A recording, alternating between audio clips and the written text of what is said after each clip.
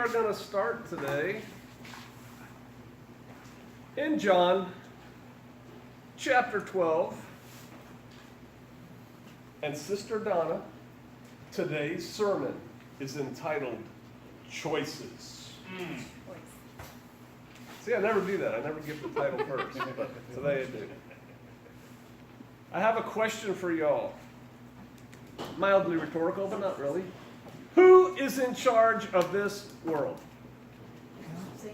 Satan is in charge of this world. People don't, I think that's one of those things that we know, like we get that on a test, we get that on the pop quiz PJ just threw out there, but we don't go around in our day-to-day thinking about that. And I'm not saying that you should think about it or that you should dwell on that. I mean, we dwell on Yeshua, a risen Savior, but understanding that, and I've said it here before, Satan is the prince of this world, and we all nod our head, but I think it's a little bit important to look at some things. So John 12:31.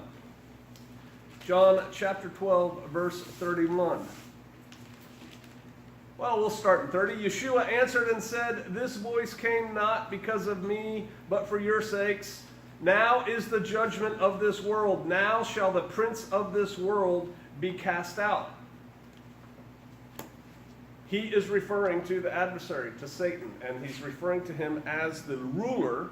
See, prince, that in modern English, that brings to mind other things maybe. It's the ruler of this world. He is in charge of this world.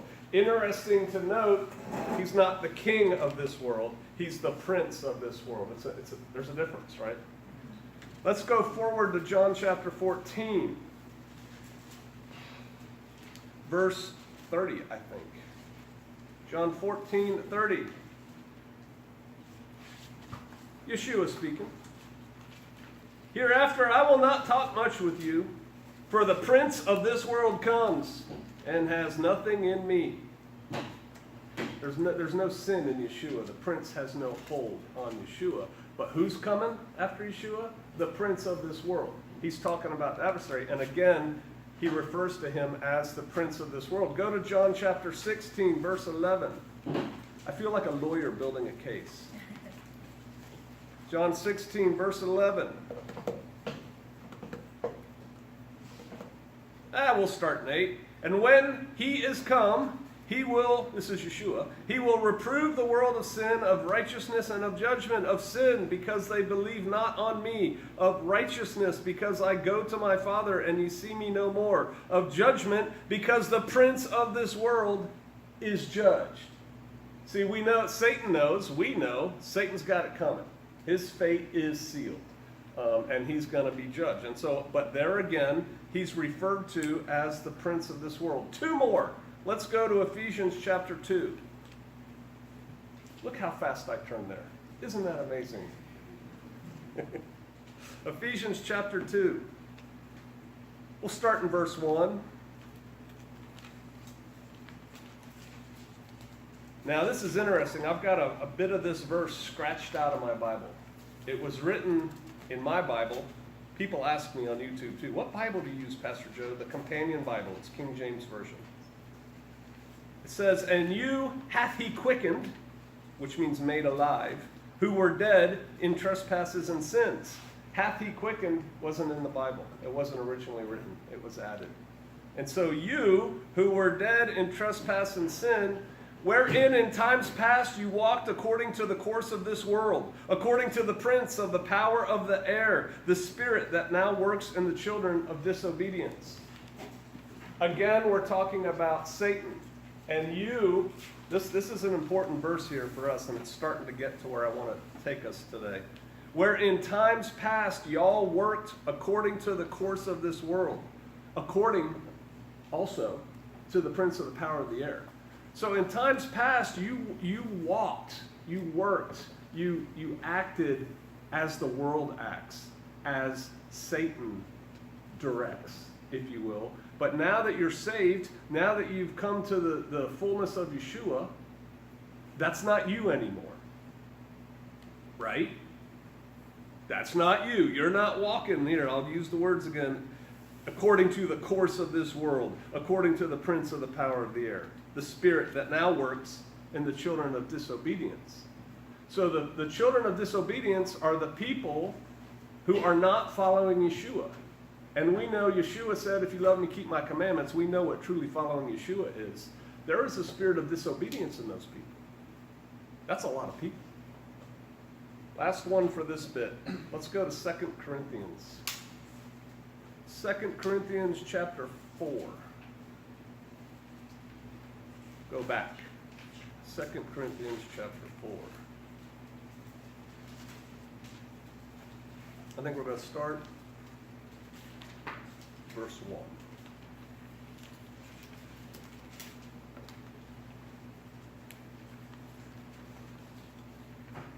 Yeah. We'll start verse 1 of 2 Corinthians chapter 4. Therefore, seeing we have this ministry, as we have received mercy, we faint not. We're strong. But have renounced the hidden things of dishonesty, not walking in craftiness, nor handling the word of Elohim deceitfully. Man, people do that. You ever hear people cherry pick verses? Even when I'm going for one verse, I try to put it in context of where we're going. You can take one verse to make almost anything you want it to say. We have to put it into context, what it actually means. But we've renounced those things. But by manifestation of the truth, commending ourselves to every man's conscience in the sight of Elohim. But if our gospel, our good news be hidden, it is hid. Ooh, wait a minute. The gospel's hidden? It's hid to them that are lost. See, the people who are lost don't get this. The people who are lost, you could preach Yeshua all you want. You can preach the truth. You can preach the way to them all you want. They're lost. They're eyes to see, ears to hear. They don't have it. Hid to them that are lost, in whom, now these are the people who are lost, the people who don't get it. In whom the God of this world has blinded the minds of them which believe not, lest the light of the glorious gospel of Christ, who is the image of Elohim, should shine unto them. Satan is blocking a lot of people. Satan is keeping the light from coming in to their eyes. Satan's in charge of this world. That's what I wanted to show you that for. It's not just one little verse out of the Bible. He is the prince of this world. And when one is in charge, one sets the overall direction of that thing that they are in charge of. I see Brother Cody nodding. Your shop, you're in charge. You set the direction Sojourn Year is going to go. This is how this company's going, because you're in charge. You get to do that. The one who is in charge, in your brain you should be thinking Satan's in charge of this world. So Satan is setting the direction that this world is going. The one who is in charge oversees the plan. Just because you're in charge doesn't mean you don't have subordinate leaders who are all given a task by you to overall get your plan going forward. But you, as the one in charge, the one who is in charge, supervises their subordinates to make sure everything is going according to plan. And it's like, hey, you guys need to slow down at the military. You guys need to hold back here. You guys need to hurry up over here. Right? The plan's got to work. And so the one who is in charge oversees that plan. And like I already said about the subordinates, the one who is in charge, check this out, appoints and selects his subordinates. I'm promoting you. You're doing a good job. I'm making you a battalion commander. You're doing a great job. I'm making you head sewer or whatever. You know, I don't know your business. But the one who's in charge does that. They decide who's going to rise within their system. This is Satan. What's he the prince of? This world. So he is overseeing the plan. He's setting the agenda. He is promoting his subordinates to affect his plan in this world. One does not rise to positions of power in this world. And when I say positions of power in this world, I'm talking economic power, bazillionaires in this world. I'm talking political power, world leaders, in many cases national leaders, all that's the head people in the government. One does not rise to positions of social power, which in America is things like Hollywood, huge, who controls the different social networking mediums, all those things, sports. We worship sports people like they're gods. They don't rise to positions of prominence without the okay of Satan. I believe that many of the elites totally understand that. And they've taken it to another level. The generals, if you will, that are working for Satan, they've taken the oath. Other people, they may just think they're doing their thing, but the very fact that they rose meant they are working according to the plan of Satan in this world.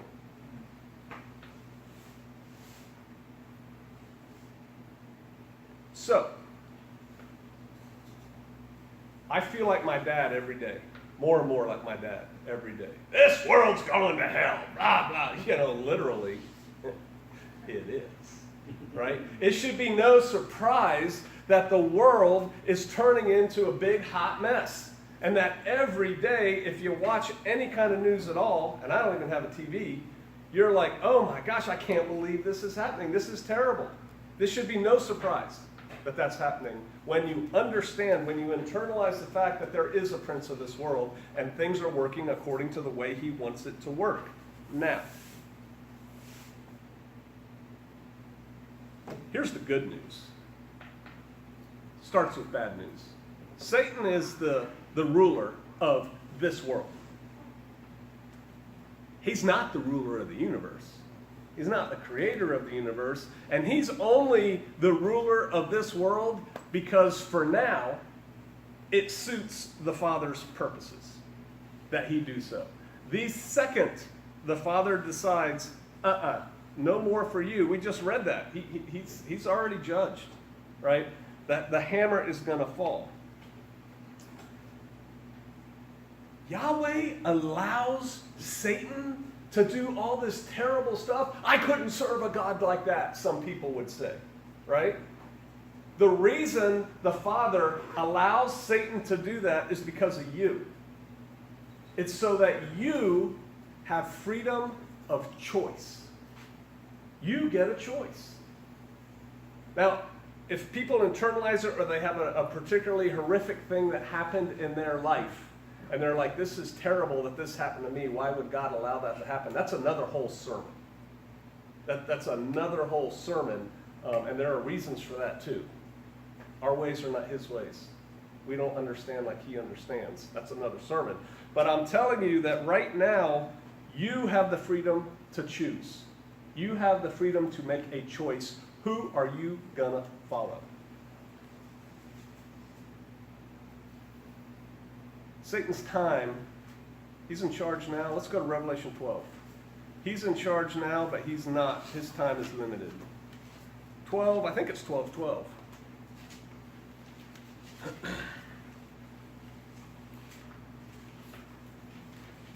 Yeah. Therefore rejoice, ye heavens, and ye that dwell in them. Woe to the inhabitants of the earth and the sea. Where do we live? We live in the earth.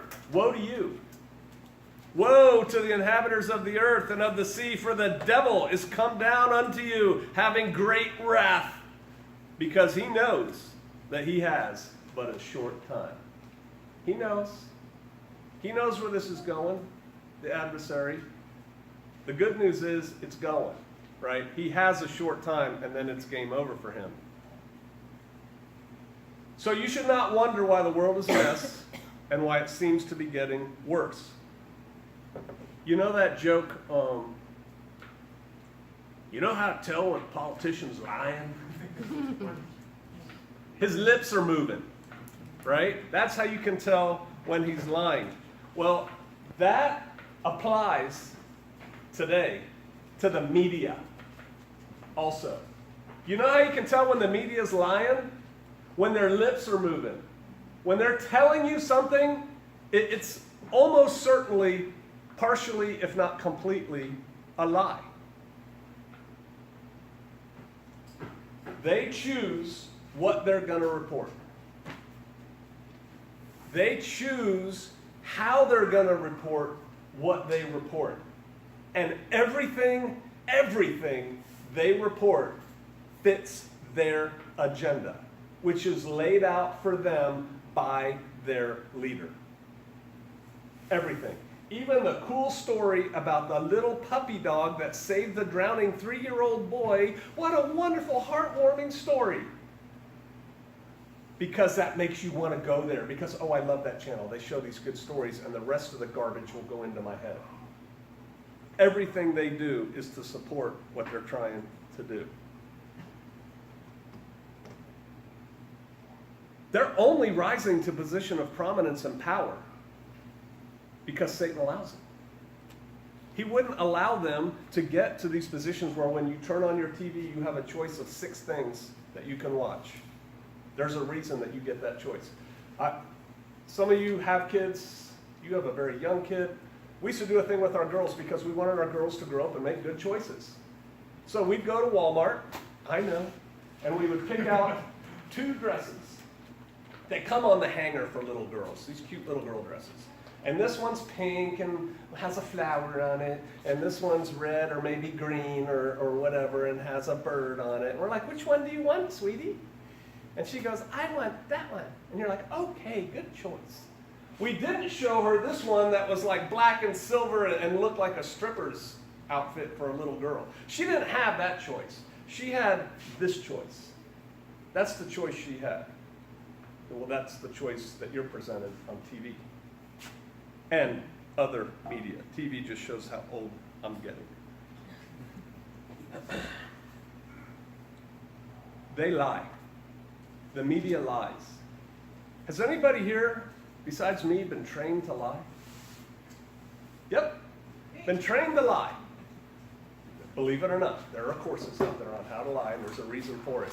You know, the best lie is wrapped almost completely in truth. And you just get that one little pink in there. That's the lie. That's what the media does. That's how they do it. Yes, there was a wreck that happened, but look at how they show that wreck. Pink. What are they planting in your head? They are constantly pushing Satan's agenda. I am talking all the, again, I don't want to say the words because this is going out. All the media are working to forward Satan's agenda. Knowing that, if the politicians who no longer represent you, they don't care about you, and this last election, they don't care about you. We're not cutting the video yet. They don't care about you. If the politicians tell you something, we got to do this, you need to say, hold on a second, why are you telling me we got to do this? Because I know who you're working for, ultimately. If the media is telling you to do something, you need to say, ho, ho, ho, why are you telling me to do something? Because I know who you serve. You're not telling me to come home from work and instead of being all mad about what happened at work, give my wife a hug and a kiss and tell her I love her, and then, let's go do something fun together. Let's go read the Word together or something. No, you're not telling me to do that. You're telling me to do something else. And what you're telling me to do forwards the agenda. But if they're pushing something, if these elites are pushing something, you have to realize that you have a choice. Because they wouldn't spend the time, the effort, the money to try to convince you of something if you didn't have a choice. If you didn't have a choice, they wouldn't say anything because you're going to do it. No one's telling you to breathe. You should really breathe. When you wake up, make sure you breathe. No one's telling you to do that. You're going to do it anyway. So when they're pushing something hard, that's the time you, as a believer, a follower of Yeshua, has to say, why are they pushing this? Because I know who they work for. You are all being presented with a choice. You're all being pushed into making a particular choice, a particular decision. Some people say, I have heard it, I have no choice.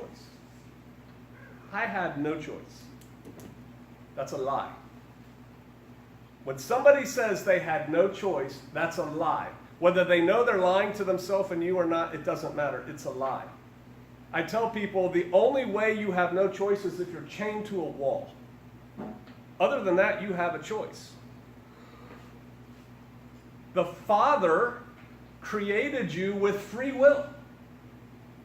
He gave you free will. He could have created us all as mindless Ottomans who go, we love you, Father, we love you, Father, we love you, Father, and do everything he says. He could have made us like that, but that's not real. He wants real. He wants you to really love him. He wants you to really obey him. And so the only way he can do that is to give you a choice. With that choice comes the danger. For those of you who have raised kids who have become teenagers and start leaving the house, you've done the best you can to this point, but at some point they're walking out that door without you. And they are going to be confronted with choices to make. And you're not making that choice for them anymore. They're making the choice. He gave us free choice so that we would choose him, not the prince of this world. That's our number one choice that we have to contemplate every single day. The whole reason we were created was to choose him. He created us for his pleasure, but he's not going to make us do what he wants us to do. He wants us to do it on our own. So it's real. People say, I had no choice, or I have no choice.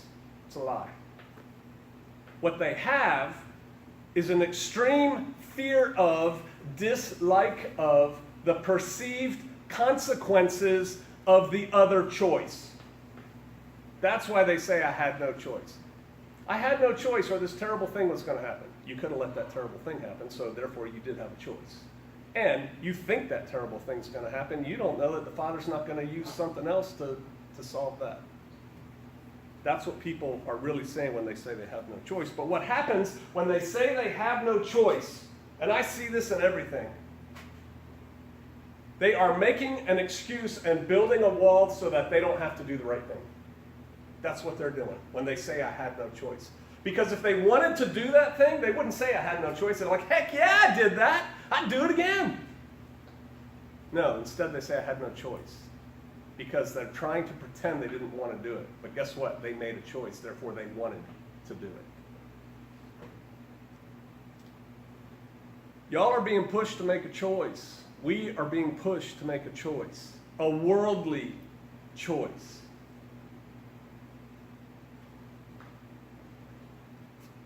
If you choose one way, the world is going to embrace you. They're going to pat you on the head and say, well done. Good job. You're one of us. You win.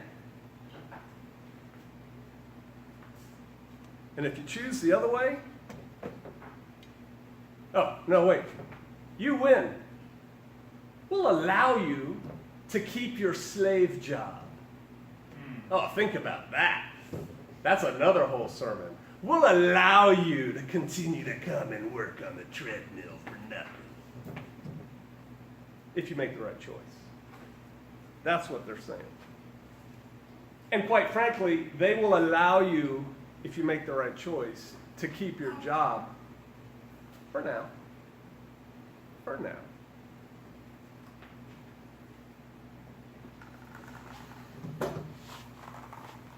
There's a time coming. Matter of fact, let's go to Revelation chapter 13. There is a time coming when we're going to make a choice. Revelation 13, I think 16. Let's go there.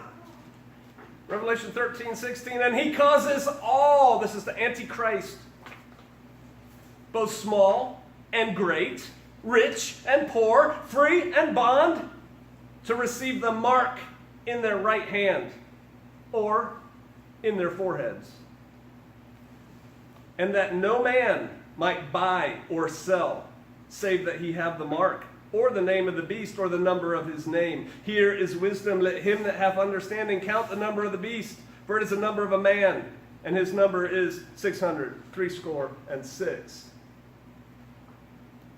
Those people, and we can read later, it's bad for them who take the mark of the beast. Nobody is going to grab those people off the street, throw them on the ground, and make them take the mark of the beast. They make a choice. You don't understand, Pastor Joe. I had to make the choice. I have children to feed, and if I don't have the mark, I can't buy or sell.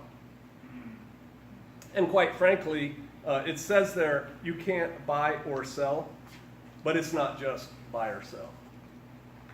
You're not going to be able to participate in society without the mark of the beast.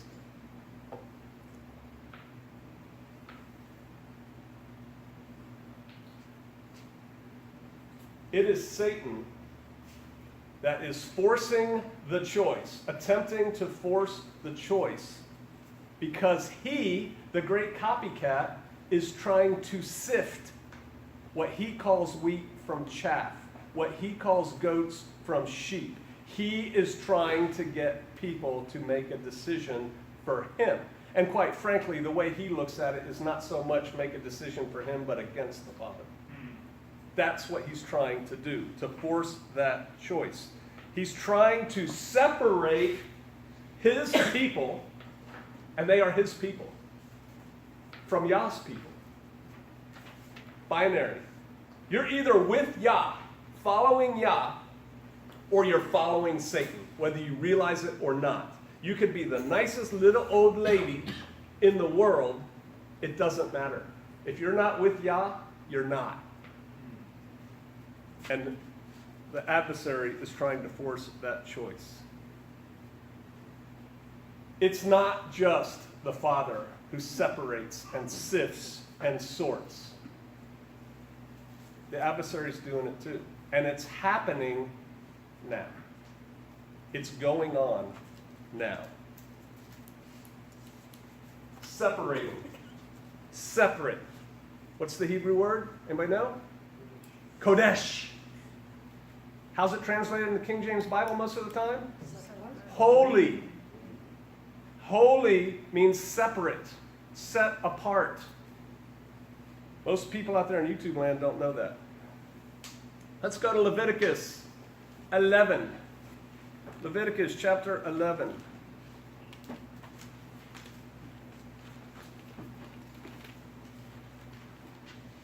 Um, 11:45.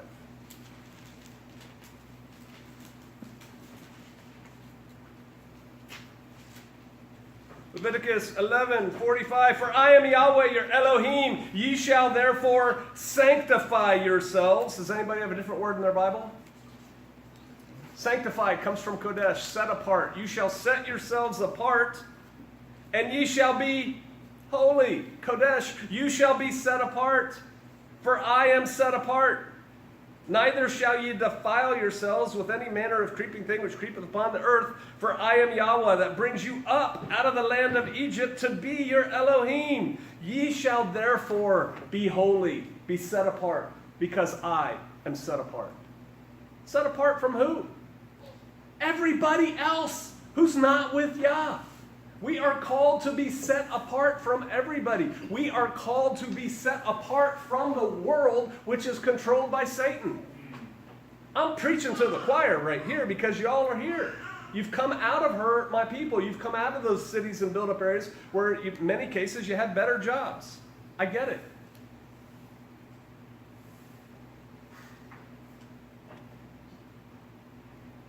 The process of separating, of Yah's people separating us, has been going on for a long time. I mean, here we're reading in Leviticus, he's telling them, hey, be set apart. That was a long time ago. It's almost complete. See, I gave myself goosebumps.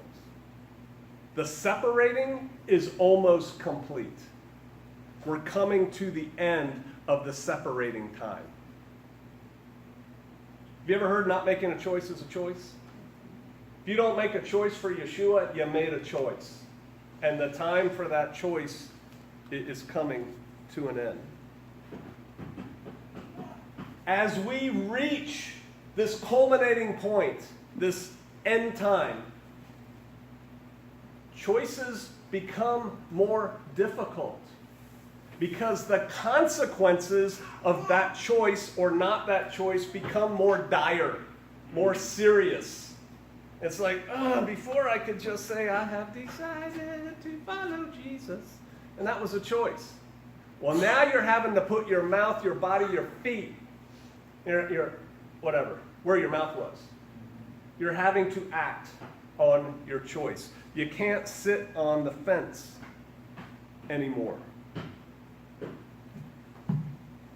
The consequences of choices are becoming more immediate. And I'm telling you, this is a trend that's going to get faster. It's not going to go slow. It's going to get faster. One choice is where you live, as I talked about. We Shofarians have made that choice. We've decided we're going to live in the Ozarks. I believe that the Father is calling his people to the Ozarks, and the reason I do is because I talk to people all the time when I meet them, and I'm like, where are you from? Because you don't talk like you're from around here. And then I ask them, why are you here?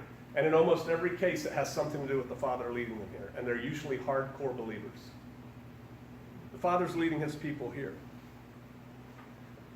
Others choose to live elsewhere, where there's good jobs, where there's comfort, where there's ease, where there's all the pretty things of the world.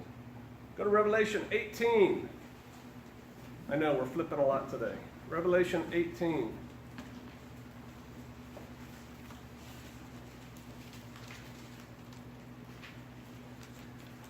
Verse 1, and after these things I saw another angel come down from heaven, having great power, and the earth was lighted with his glory.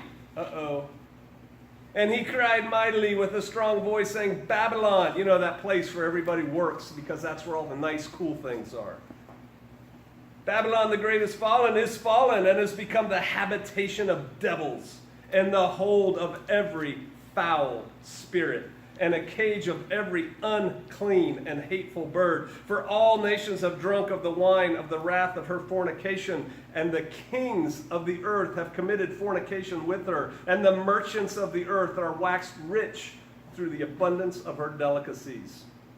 And I heard another voice from heaven saying, Come out of her, my people, that you be not partakers of her sins, and that you receive not of her plagues, for her sins have reached unto heaven, and Elohim has remembered her iniquities. Don't partake in the sin so that you don't receive of the plague. Well, what about if you're going to have no choice at that point? You're going to be so infused in it that you're just going to partake of sin. Now, you did have a choice. You could have left. But the human ability to resist the pressure that's going to be there is going to be out of this world. You're not going to be able to. Which is why he's saying, come out of her. The Father doesn't want his people destroyed like that with plagues.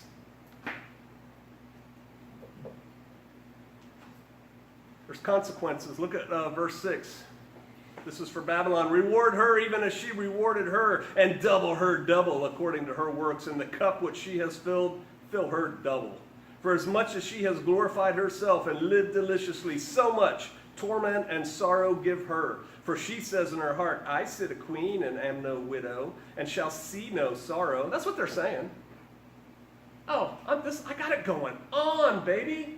I got it all here. This is good. Nothing's going to happen. I'm not going to see any sorrow. 8. Therefore shall her plagues come in one day, death and mourning and famine, and she shall be utterly burned with fire. For strong is Yahweh Elohim who judges her. And it goes on. It's bad to be in Babylon. If you partake of the sins, you're going to receive the plagues. If you're in Babylon, you're going to partake of the sins. Therefore, you're going to receive the plagues. There are plagues coming. There's real plagues coming. We've seen nothing yet. One way for you to avoid the plagues is to make good choices.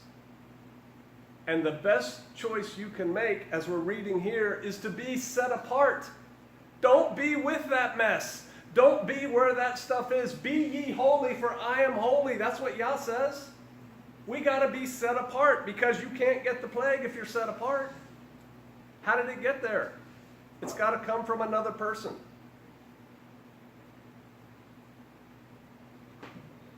If you follow him, you will be set apart. You'll be set apart. Satan is making his divisions. He's actually helping the set apart process of the Father. Because he's making that division along the same line. Follow me or follow him. Make a choice. He's separating his. You have the choice.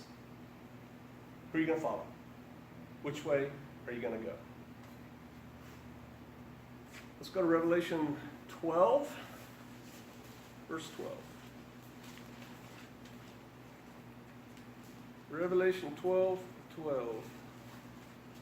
Therefore, rejoice ye heavens, and ye that dwell in them. Woe to the inhabitants of the earth and the sea. I read this. For the devil is come down and unto you, having great wrath, because he knows that he has but a short time.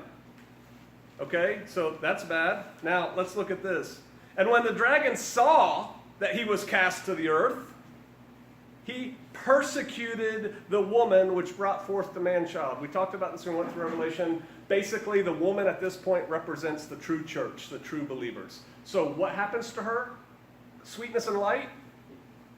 We were separated, so we're sitting here on Shofar Mountain growing tomatillos and making salsa, and life is good. No, he's persecuting her.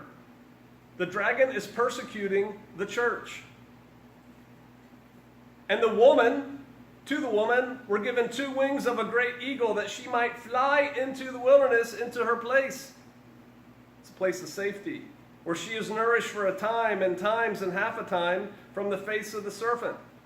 So she flees to the wilderness, where she's able to hang out and be okay for a while. Why?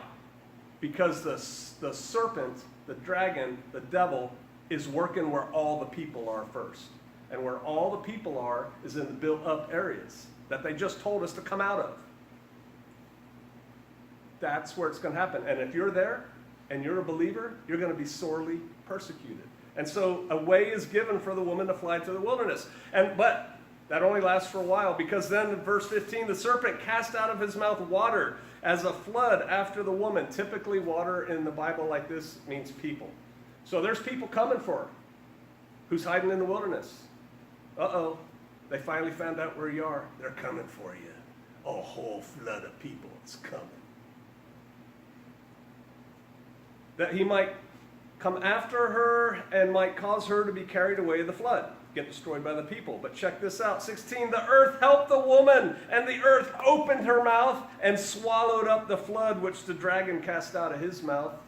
Remember the rebellion of Korah? Earth opened up and swallowed the bad people. It's going to happen again. Probably a big earthquake.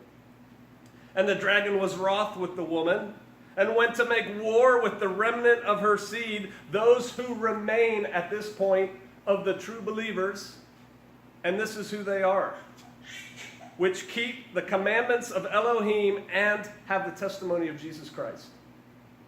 Keep the commandments and have the testimony of Yeshua. That's who makes it in the end. That's us. We're going to be persecuted. The woman chooses to go on the wings of an eagle to the wilderness. She chooses to go. Consequences of that choice are she's attacked. The church is attacked. Here's something else. At that point, we are literally at war. Physical war in this realm. The beast is attacking the church. He is sending people after the church at that point. That's a real war. I don't think people think about that. At this point, when I say, not right now, we're going to stop the video, because we're going somewhere where powers of this world will not allow this entire video to go up with what I'm going to say next. But for y'all, I want to say it clear as day, what I want to say. For y'all on YouTube, We're going to close at the end of what I have to say with Joshua chapter 24, verses 14 and 15. Y'all don't need to go there yet because we're going other places. Bless y'all.